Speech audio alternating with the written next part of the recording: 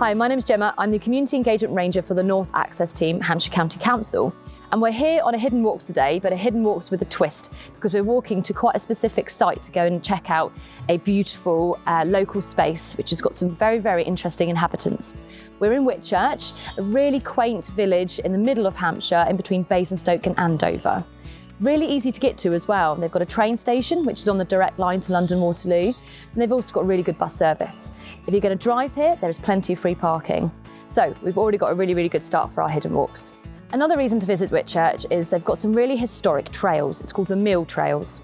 It's part of the Basingstoke Heritage Trail, and the Silk Mill is just down the road, and it's part of that loop. So there's lots of different mills in the area that you can go and check out using the rights of way system, which is another reason why it's definitely worth visiting Whitchurch. But as I said, we're here today to go and see a specific site called the Millennium Meadow.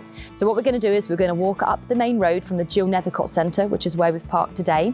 We're going to go and meet someone who works for Hampshire and Isle of Wight Wildlife Trust, and she's going to talk to us more about the Millennium Meadow. So let's go and check it out.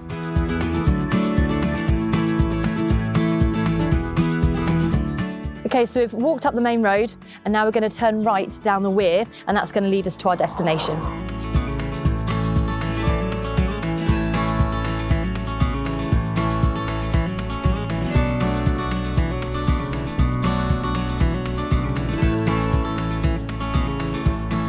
Okay, so we've come to the end of the weir, and now we're at a junction of footpaths. So if we were going to turn right at the end of the junction, this beautiful stream footpath would lead you to Whitchurch Church. Now the church is really beautiful. If you like your architecture, I definitely recommend a visit there.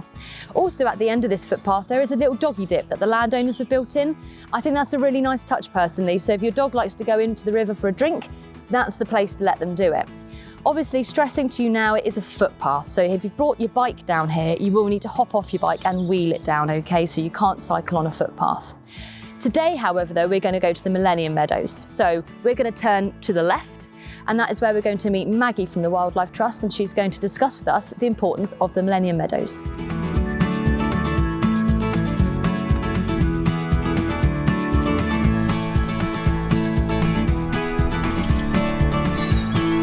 Okay, so here we are. I'm stood in the Millennium Meadow.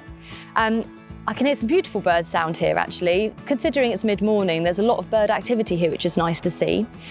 Some of you may have noticed I don't have Luna with me, my dog, today. That is because we are in a sensitive environment, and I've deemed it not appropriate to bring her today. We're going to have a more thorough discussion about dogs and sensitive environments in a moment, but I personally have not brought her today because of that reason. The site itself is 7 acres, and it's actually one of the rare places that people can come and look at what was an old water meadow with its traditional ditches. So it's quite a historically important place in Whitchurch, as well as the whole of Hampshire. So let's go and speak to Maggie now and delve in a little bit more about what we can find here. Hi Maggie. Hello Gemma. So Maggie has joined us from the Hampshire Wildlife Trust. It's really, really nice to have you here. Thank you.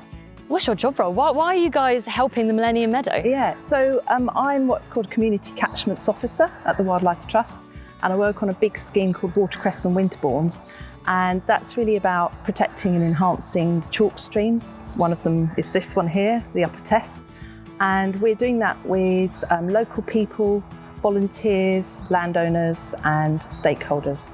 A lot of what we do is stuff like pulling out invasive plants here, but we also teach people about what's in the river, because it's quite hard to see what's in there sometimes. Oh, absolutely. Because it's a bit of a hidden gem, isn't it? Not a lot of people know it's here in Whitchurch. It is hidden. I think if you're local, you know, but if you're a visitor, you do have to know where you're going, and you have to spot the entry signs. Mm-hmm. You've taken people down one footpath, but there are 2 other entrances. Okay. And then when people are in the meadow, it's sometimes quite hard to see where to go. So there are mown paths, and there's a gravel path as well.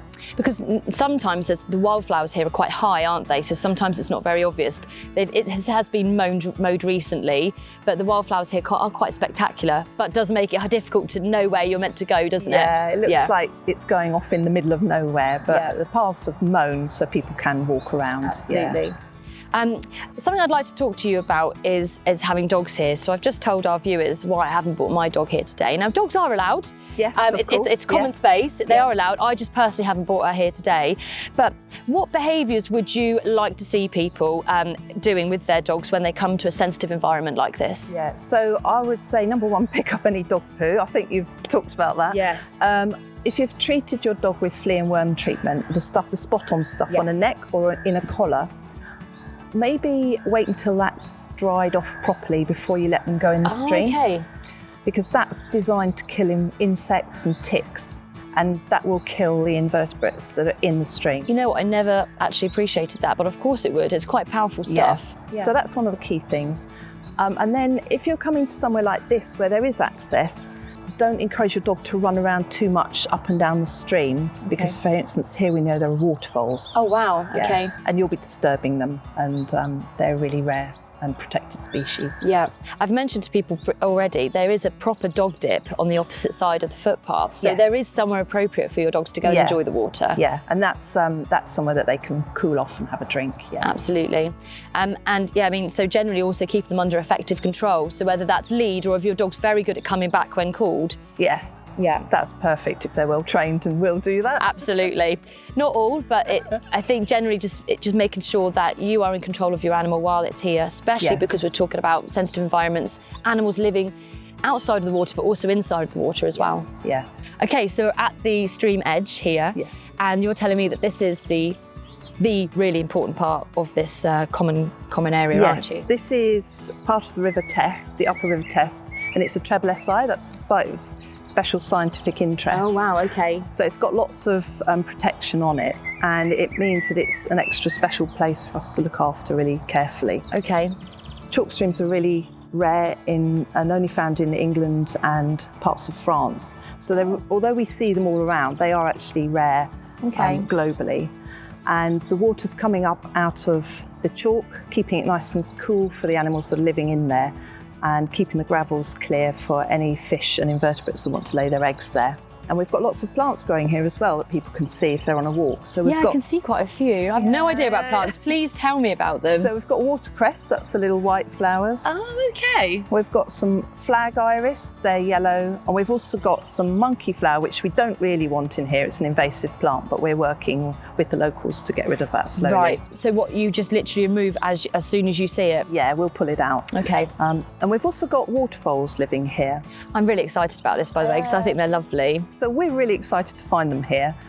We know they're doing well because we can see evidence of droppings where they've left their feeding remains and where they've got their burrows and runs.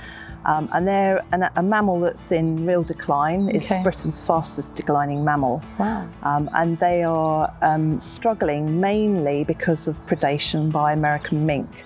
So if you know you've got them in an area, it's really good to keep the habitat good for them, and to connect with the neighbouring landowners to see if you can enhance the stretch of stream for them. Okay. And that's also a thing to talk about if you're getting dogs into the stream, because they will potentially disturb them. So, you know, we were talking about keeping dogs on leads, especially if they're getting in the rivers that you know there are waterfalls. And I would say maybe keep your dog on a lead if you can. Okay. What about people getting in? This is one of the few places that people can get in, so it's nice to have a connection directly with the stream. Absolutely, and especially if you could bring in children here, it's a really nice thing to allow them to do. Yeah. So if it was me with my children getting in, I would say let's stick to the area that's already disturbed. Okay, which is quite obviously this area here, isn't it? Yeah. And another thing is to check if your wellies and your clothes and if you have a net or something, that's clean and dry. Why would that be important? So there are some plant fragments or seeds that could be spread. We were talking about the invasive plants earlier.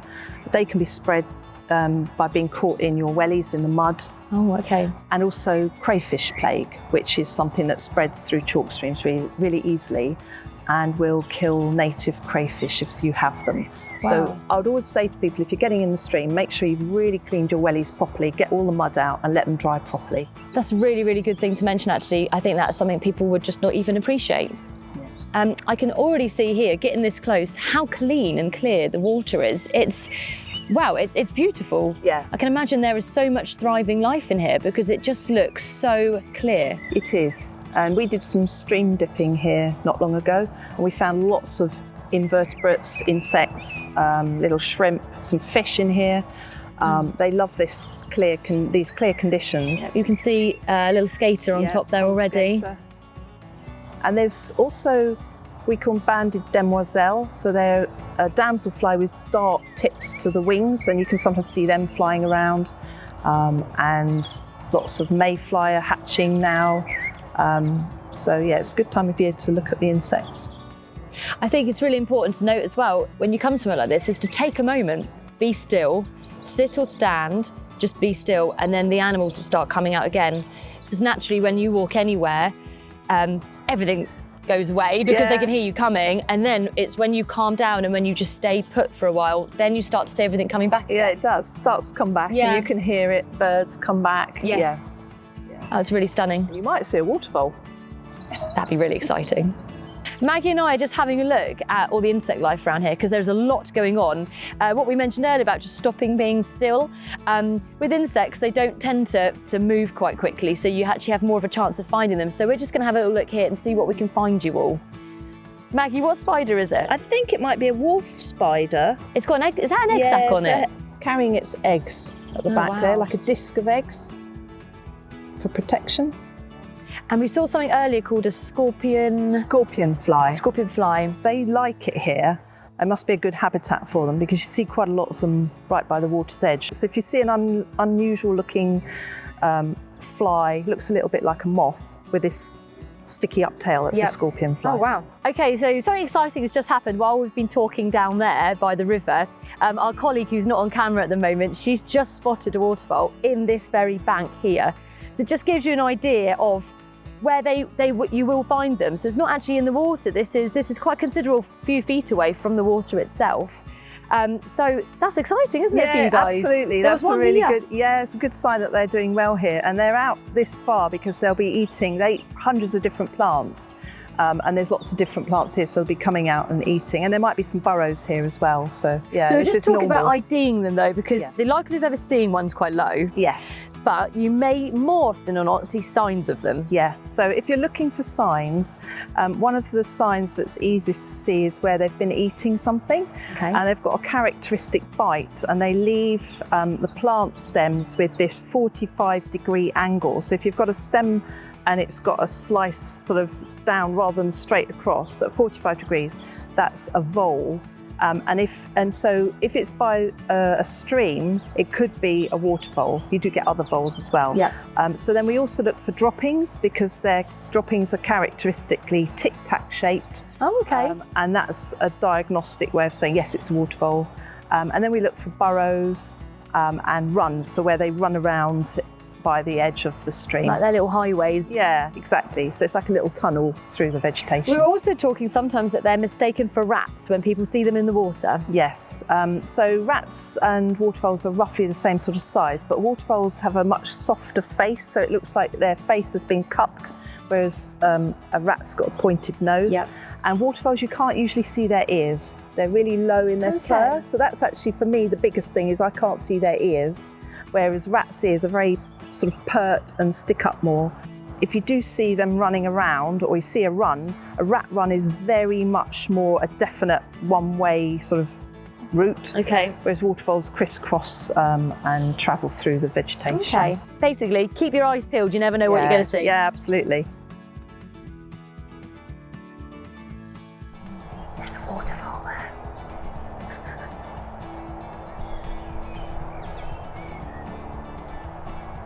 Okay, so we've just come to the pond at the opposite end of Millennium Meadows, just for a different perspective. And we've already seen another host of different insects here. There's just so much to see here. There is. There's awesome. Loads of them, yeah, all flying around and crawling about. I know. And can you just quickly tell me, you were telling me on the way here, what this plant is? Because it looks Jurassic and it's amazing. So this is a butterbur plant, and normally they're quite small in the spring, but they really like this boggy ground, and then they'll get very, very tall.